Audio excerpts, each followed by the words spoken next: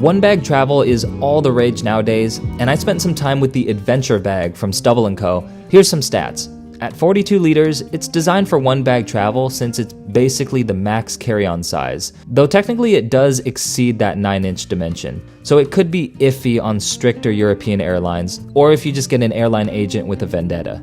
Starting with size and weight, here's a comparison against other similar bags. The Adventure bag does sacrifice some padding to be one of the lightest bags, which is much appreciated at this large size, when bags can get really heavy to carry. Jumping into the bag, I'll start with these straps, and I love how spaced apart they are. And they're flexible and decently padded, which made them really comfortable to wear. At this size, they better be, because the pack gets really heavy. There are load lifters on the top to adjust how the straps fit.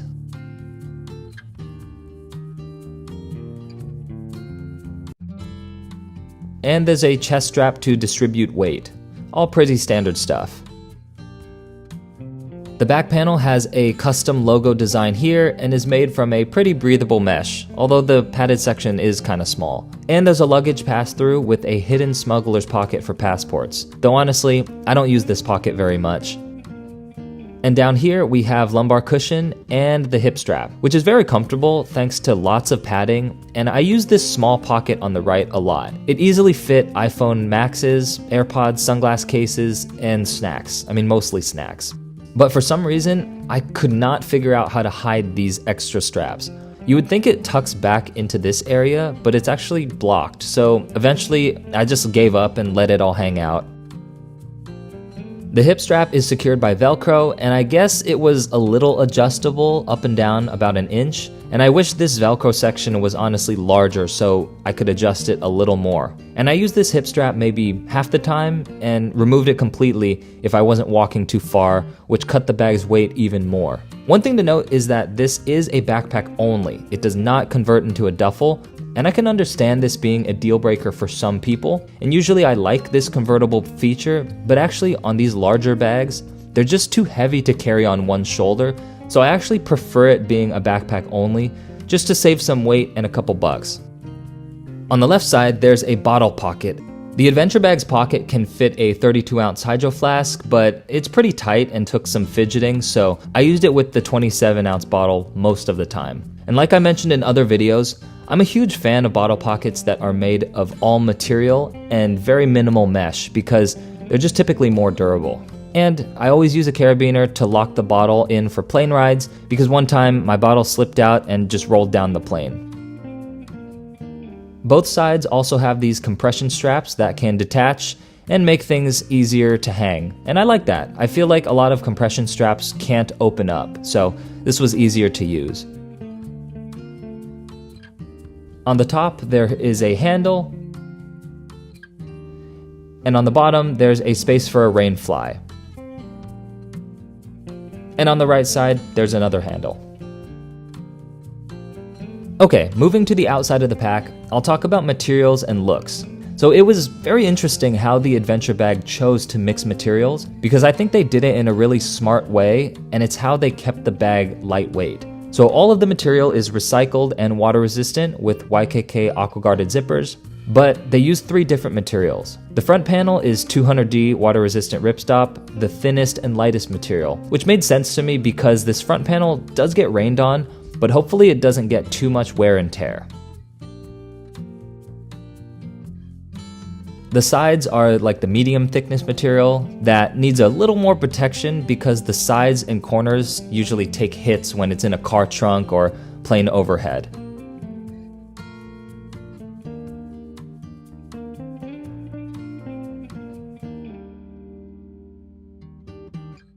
And the bottom is the heavy duty stuff, noticeably more rugged and water resistant. It feels very rubbery and coated, and I was able to put the bag on the floor without worrying about it ripping, and I could just hose it off when it's dirty. I've mentioned this feature in a couple other bag videos, and it's always appreciated.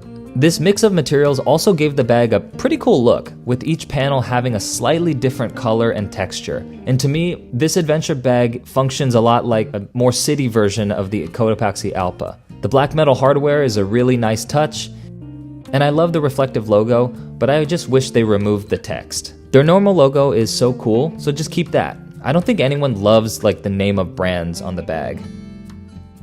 Next, I'll dive into the organization, which is definitely a strength. The outside has this flat pocket, which I wasn't a fan of and I didn't use too much. It's placed on the outside where any pickpocket can access it, so I didn't use it for a passport. And I didn't put electronics in there because it's prone to getting hit or things stacked on top of it without being padded. And it's also too small to put a book or even soft items like clothing, so honestly, I'm not sure what people would use this for. Like snacks maybe? It was just an awkward size for me to use. But luckily, there is sort of a quick access pocket here on the top with an even smaller zip pocket on side. And I really like this because there's access to the inside from this mesh panel, which I'll show on the inside of the bag.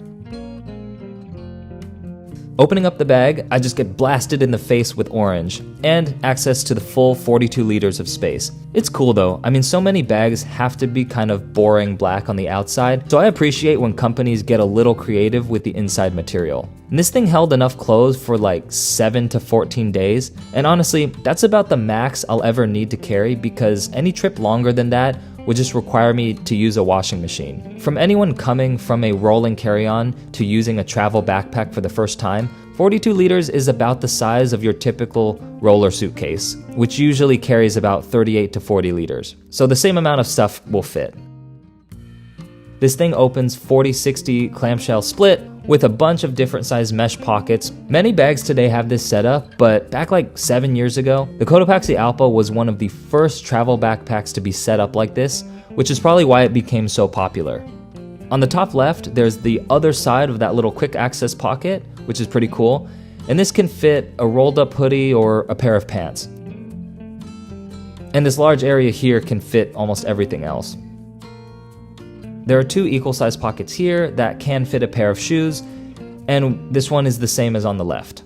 And overall, I really like this setup. It gave me the right amount of organization without forcing me to fiddle with too many pockets.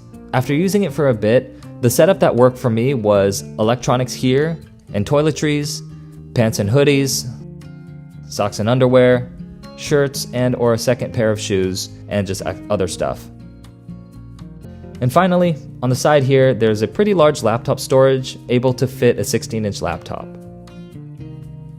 Okay, so final thoughts, and who is this bag for? It's basically a lighter weight city version of the Alpa that doesn't convert into a duffel. So I absolutely loved using this adventure pack as my large carry-on. It's perfect for anyone looking for a one-bag travel on trips up to 2 weeks long, because the clamshell opening and sections just made it basically a suitcase on your back. Hopefully the lesson you take away from this is just take the time to research features that you value and find that perfect gear, because it's probably out there. Anyways, comment below if you want a response, let's talk, and subscribe for new videos every other Sunday. Thanks.